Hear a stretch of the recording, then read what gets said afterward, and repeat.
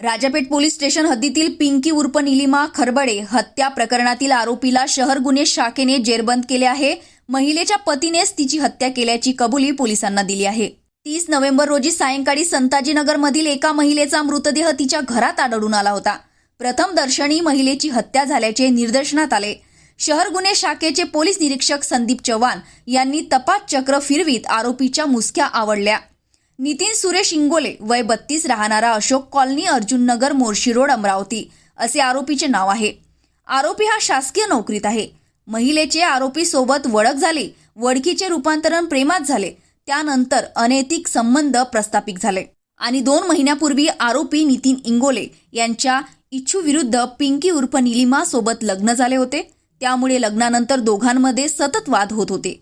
त्या वादाला कंटाळून आरोपी नितीन इंगोले यांनी पिंकीची हत्या केल्याची कबुली पोलीस तपासात दिली आणि पुरावा नष्ट करण्याच्या उद्देशाने निलिमाचा मोबाईल व घटनास्थळावरून सीसीटीव्ही DVR घेऊन गेला आणि पोलिसांची दिशाभूल करण्यासाठी निलिमांच्या घराच्या भिंतीवर लिखाण केले होते, अशी माहिती पोलीस तपासात उघड झाली।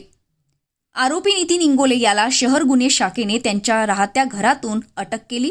ही कारवाई पोलीस आयुक्त अरविंद चावरिया, उपायुक्त श्याम घुगे, गणेश शिंदे, रमेश धुमाळ, शिवाजी बचाटे यांच्या मार्गदर्शनाखाली शहर गुन्हे शाखेचे पोलीस निरीक्षक संदीप चव्हाण यांच्या नेतृत्वात शहर गुन्हे शाखेच्या पथकाने केली। दिनांक 30 नोव्हेंबर 2025 रोजी सायंकाळी 7 वाजताच्या दरम्यान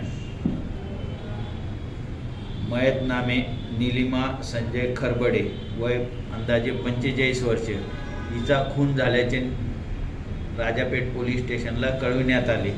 त्यावरून राजापेठ पोलीस स्टेशनला गुन्हा रजिस्टर नंबर 738/25 खुनाचा गुन्हा दाखल करण्यात आला। कलम 103(1) तसेच 238 भारतीय न्याय संहितेप्रमाणे गुन्हा दाखल करण्यात आला होता।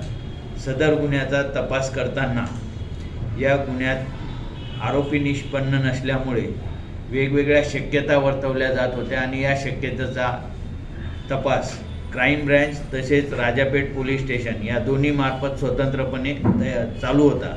यामध्ये आज क्राईम ब्रँचनी यामधील आरोपी नामे नितीन सुरेशराव इंगोले वय 32 वर्ष यास ताब्यात घेतलं आणि त्याच्याकडे सविस्तर चौकशी केली असता सदर आरोपितांनी सदरचा गुन्हा केल्याबाबत कबुली दिलेली आहे।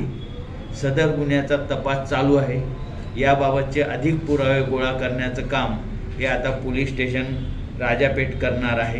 क्राईम ब्रँचनी असा हा गुन्हा उघडकीस आणण्यासाठी माननीय पोलीस आयुक्त साहेब तसेच DCP क्राईम यांनी मार्गदर्शन केलं आणि त्यांच्या मार्गदर्शनाखाली हा गुन्हा डिटेक्ट करण्यात आलेला आहे आणि पुढील तपास आणि पुरावे गोळा करण्याचं काम राजापेठ पोलीस स्टेशन मार्फत करण्यात येणार आहे।